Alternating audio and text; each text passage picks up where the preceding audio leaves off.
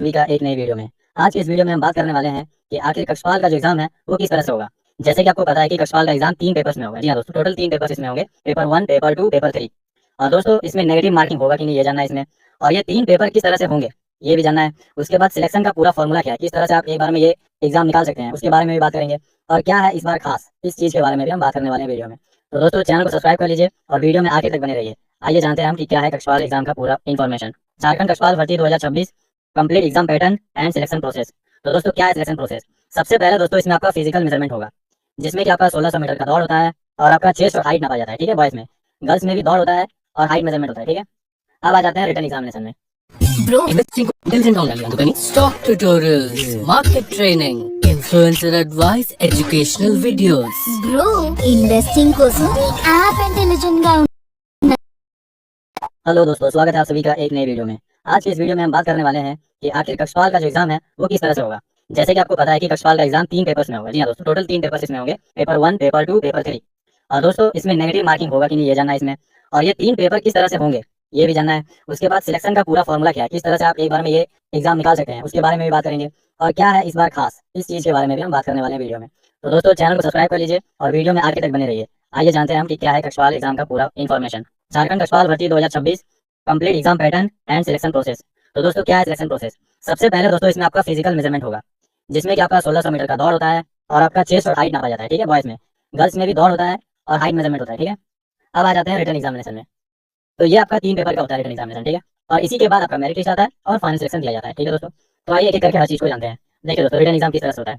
PMT और PET के बाद यानी कि फिजिकल टेस्ट के बाद ओएमआर बेस्ड रिटन एग्जाम ली जाएगी। ठीक है दोस्तों, अगर एग्जाम अलग अलग शिफ्ट में कंडक्ट होता है तो मार्क्स का नॉर्मलाइजेशन किया जाएगा।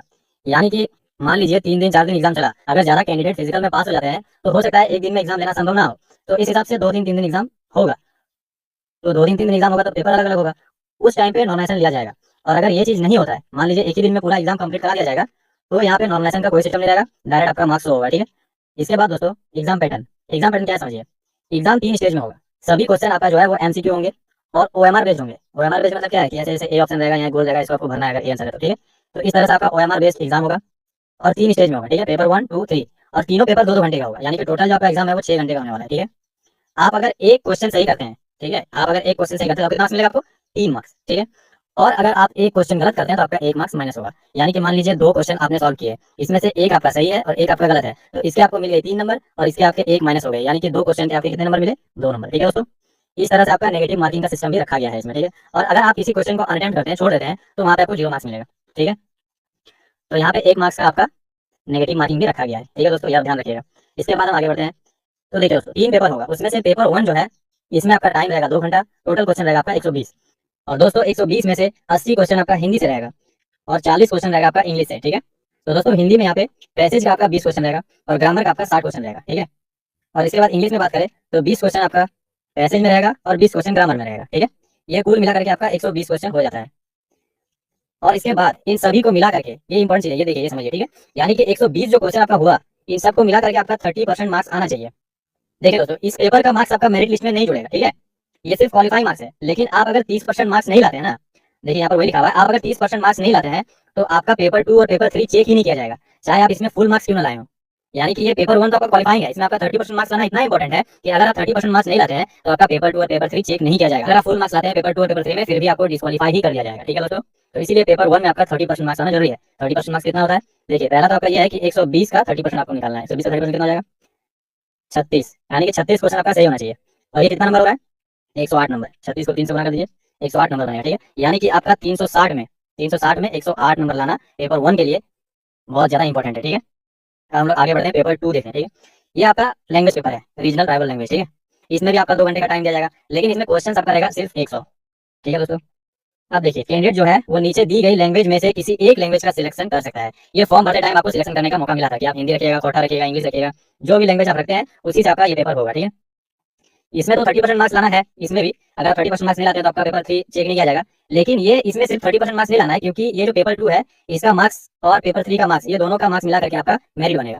पेपर 1 का मेरिट लिस्ट से कोई मतलब नहीं, उसमें सिर्फ 30% मार्क्स लाके आपको क्वालीफाई कर लेना है। लेकिन पेपर 2 और पेपर 3 बहुत इंपॉर्टेंट है, इसमें आपको सिर्फ 30% नहीं देखना है, आपको एकदम मैक्सिमम क्वेश्चन सॉल्व करने का कोशिश करना है, क्योंकि इससे आपका मेरिट बनेगा। ठीक है दोस्तों, अब बढ़ते हैं हम लोग पेपर 3 की तरफ। ये आपका जनरल नॉलेज पेपर होगा, यानी कि जीके का। ठीक है, इसमें भी आपको 2 घंटे का टाइम दिया जाएगा और इसमें भी आपका टोटल क्वेश्चन 120 ही रहने वाला है। ठीक है, अब देखिए दोस्तों, इसमें क्या क्या रहने वाला है। जनरल स्टडीज, ये आपका 40 क्वेश्चन रहेगा, इसमें Indian GK plus Jharkhand GK दोनों मिक्स रहेगा 40 क्वेश्चन में। ठीक है, ज्यादातर इसमें इंडियन जीके ही रहेगा, आपका पूरा इंडिया का जो जीके है वो रहेगा। ठीक है, इसके बाद आता है झारखंड जीके, ये आपका 50 क्वेश्चन सिर्फ झारखंड जीके से रिलेटेड रहेगा। ठीक है, और इसके बाद आता है मैथ्स, इसमें 10 क्वेश्चन आपका मैथ्स के पूछे जाएंगे, बहुत इजी रहता है, इसके लिए आपको घबराना नहीं है।